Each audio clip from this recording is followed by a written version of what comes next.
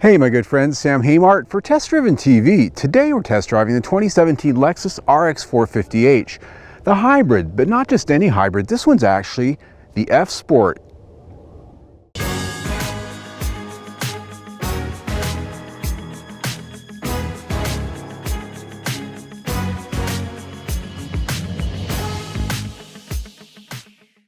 Now stepping up to the F Sport with the RX450h does do quite a few things stylistically. So right up front, the big one right here is the F Sport grille. It's got a completely different design. This is that double mesh where down here it looks like you've actually got two pieces of mesh overlaying each other. It's kind of a three-dimensional effect.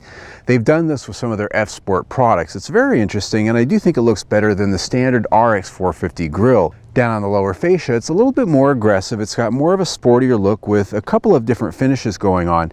Now the headlights on this one, these are actually optional. These are the LED headlights, and they're pretty spendy too, right around $1,600. But what you get here is you get a nice LED driving light that lights up when you're driving, and then you have a 3-element LED headlight. They're adaptive, they're self-adjusting. They really look sharp, I gotta say. As we come around the corner, down here in the lower fascia, there's also an LED fog light, and right up there inside is also an LED puddle light that lights up the side when you're turning at night. The wheels on this one, the other big change with the F Sport, these are actually 20-inch wheels in a dark metallic finish, a lot sportier again than you find on the standard RX450. Coming around this side of the RX, one of my favorite features of this design remains this floating roof with this window glass that comes around. And it actually is a window, it's not a trim piece. There is a transparent section there that you can actually see through. So there is a little bit of realism.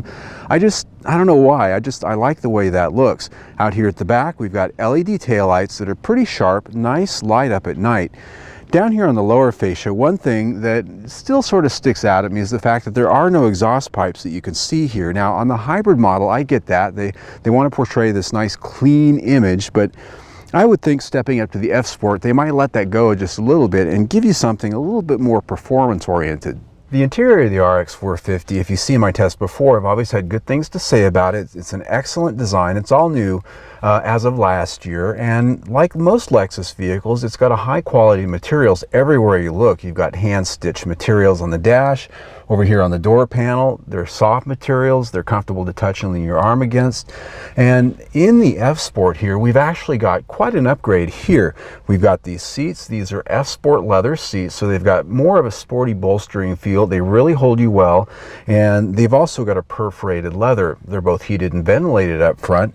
And the steering wheel here is actually a nice F Sport steering wheel. And even though we have a CVT, a continuously variable transmission, this actually has paddle shifters here, and they have a nice solid feel to them. The instrument cluster, similar to clusters you find in other F Sport vehicles. The F Sport also brings with it genuine aluminum trims here. Usually you see woods in Lexus vehicles, but the aluminum here on the console, on the door panel, and on the dash, it just has a nice look to it that adds to that sporty flair.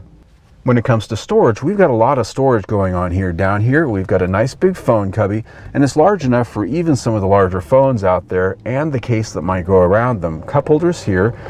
There's a nice big console bin down here, and it does have all the ports you need for charging or plugging into the audio system.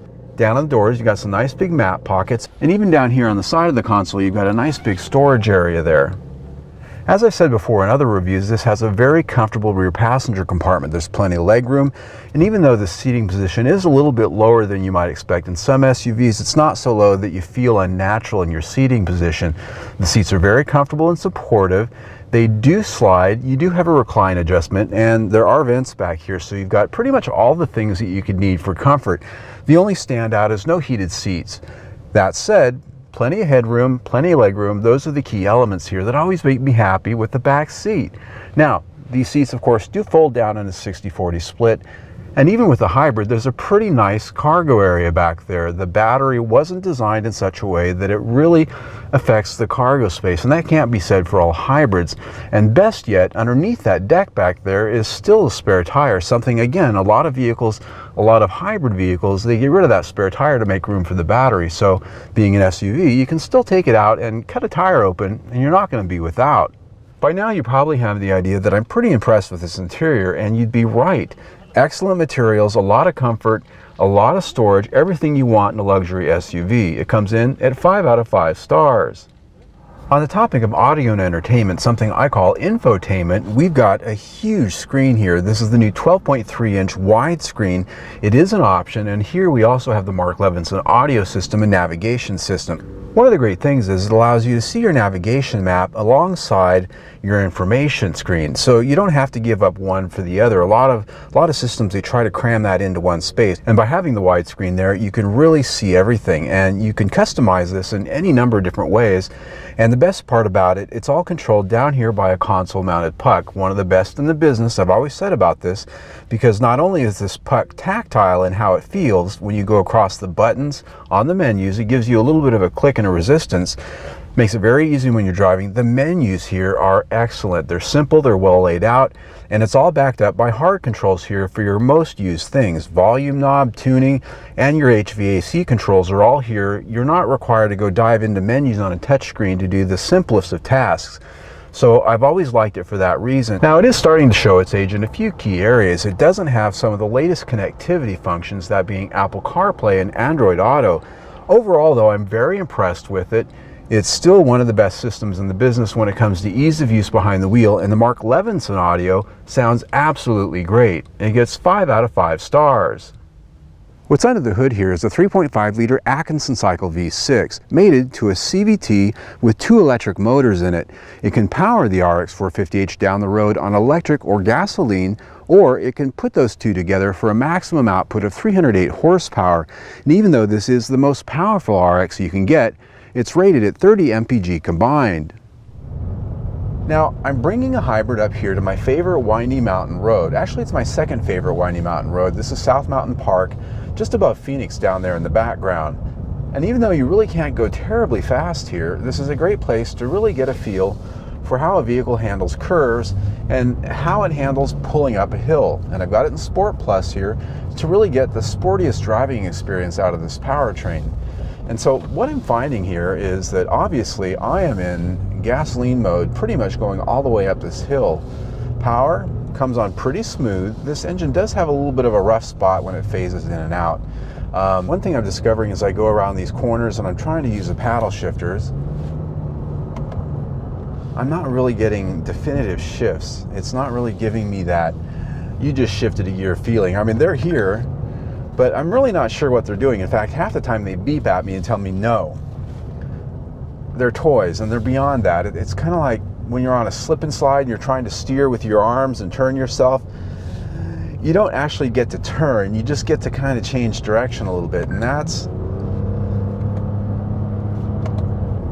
they just don't really work. That's it. I mean, that's really the end thing here is it's a nice touch to add them, but they don't really measure up, I don't think. Power is still reasonable though. Even though this is a little bit heavier, it sort of eats up that extra horsepower that you get by going to the hybrid, so it doesn't necessarily mean it's faster than the RX350. It's just got more horsepower. Now, at the end of the day, mileage is always the big thing when you get into a hybrid. You want to know, does it get extra fuel economy? It's rated at 30. I did achieve 27 mpg with it this week, and that's a mix of 50% highway, 50% around town, and around town is usually where these do better. So, you know, it is a little bit less, and when I've tested this before, that's basically the same experience I had. So powertrain comes in at 4 out of 5 stars. On the topic of ride and handling, this has a reasonably stiff suspension for a luxury SUV, which does give it some level of sharpness up here when I'm wrapping it around a curve. Now, these are nice tight curves up here, relatively smooth road, but when I do hit the rough spots, the suspension does get a little bit harsh, especially over things like cracks and tar strips, things like that. It does lose some of its composure, but overall, the suspension seems to be a nice compromise between too stiff and not stiff enough. And then you can also get the adaptive variable suspension, which is adjustable. I don't have it here on this particular tester. Overall though, it is a quiet ride, but not quite as sporty as it could be. The high points here, it's reasonably sharp going in and out of curves. It's relatively quiet, but can get harsh when the pavement gets rough. Therefore, chassis comes in at 4 out of 5 stars. The measure of quality is just as important as all the other things we score here: performance, the interior, And here it's done very well. This is actually manufactured in Canada, but has the same build quality I've seen on the Japanese manufactured vehicles. The paint finish is very good. The body fit and alignment, as you look all over the vehicle, is exceptional. And the interior, as we talked about, is put together absolutely spectacularly. Very well done. Therefore, quality comes in at 5 out of 5 stars. I care about safety quite a bit, and even though I don't use it for scoring in my test drives, I like to talk about what the ratings are.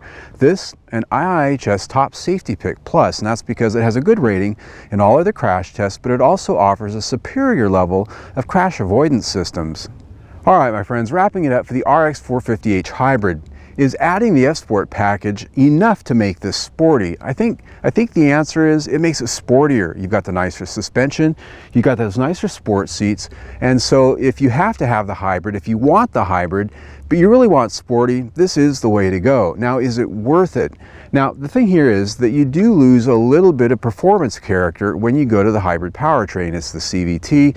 You don't have the traditional feel that you get with the RX350, but you still do get better fuel economy. So value, when I look at the price here, $61,000, you know, that's really what you have to look at is extra 4 or 5 mpg, is that worth the extra $3,000, $4,000, $5,000 that you're probably going to spend going here? I think maybe. So value is at 4 stars. When you put that in with everything we've already talked about, that's 4.5 stars for the review. Nearly top of game. I'm Sam Haymart for Test Driven TV. I hope you enjoyed the ride. Well, if you like the test drive you just saw, click on the big round logo right there and subscribe to our YouTube channel. You can also see our latest test drive by clicking right there on the big square. Either way, stay tuned.